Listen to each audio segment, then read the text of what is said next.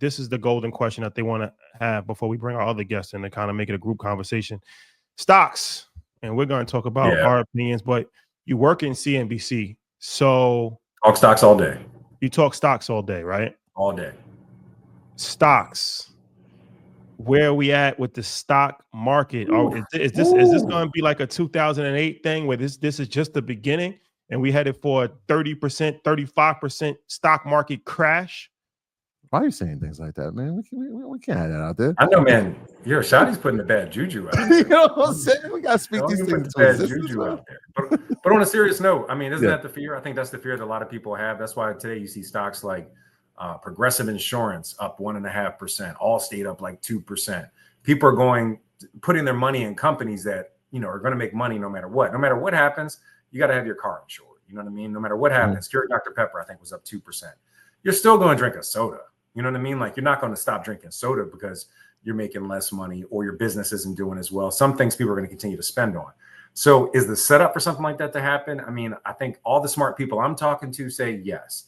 I'm going to start with my man, Jim Cramer from Mad Money. He's saying, put some money on the sidelines, put some cash on the sidelines, when generally he's saying, be invested in the market. Even he's saying it's a little bit too shaky. I'm talking to a lot of other traders. They're saying right now, it's just not a great environment to trade. A couple of weeks ago, a lot of people thought we had hit a tradable bottom.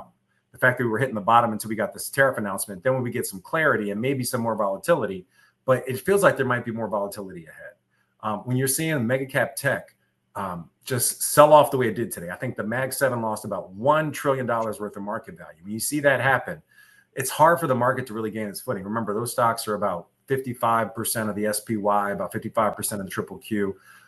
So, I mean, with that kind of concentration, those stocks under pressure, it's really hard for the market just to really find its footing. And you got to remember, those stocks, they're not necessarily tariff sensitive, they're not necessarily inflation sensitive, but they are growth sensitive. Companies need to feel confident in their ability to grow, to spend money on cloud computing, to spend money on AI agents, and take these different steps. And if you're unsure about the economy and what the administration is doing, you're not going to make those kind of investments. If you're a CEO, it's hard to go to the board and say, I want to spend X amount of money to move my stuff to the cloud or to put these AI agents in when you don't even know what's coming up.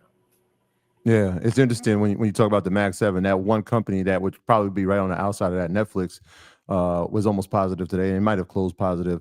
P&G, like stocks like that make sense because no matter what, you're going to need your household supplies. You said the tradable bottom, which is interesting because we all knew that April 2nd was coming. And we circled that date, and obviously we saw what happened. But now it feels like maybe April 9th is one of those dates that we now have to circle with the retaliatory tariffs coming back our way from all these countries that we are now putting taxes on.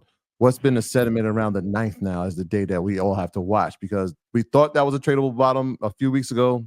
Yesterday happened. Next Wednesday, who knows? Man, I mean, you got to watch the 4th.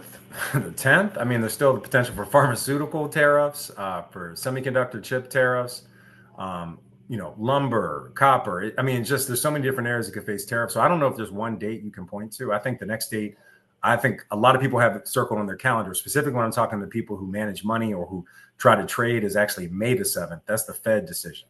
So a lot of people are starting to think that the Fed might have to get active. Previously, it was thought very low chance of the Fed cutting in May. I think it was JP Morgan that came out and said they believe the next cut will come up in July. I'm talking to a lot of people, a lot of rumblings who think that the Fed officials, Jay Powell, everybody else, they may feel like they need to get ahead of this whole tariff situation and cut as soon as May, which would certainly give the boost to the market.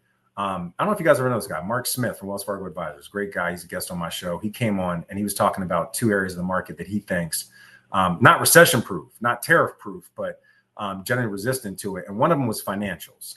Another rate cut would significantly help the financials. I'm talking the big banks like JP Morgan, Morgan Stanley, Wells Fargo, Citi, and stuff like that. So to me, I think May 7th is the date, and we'll probably have a lot of volatility until then. I think the only certainty that we may get is from the Fed if they're going to cut.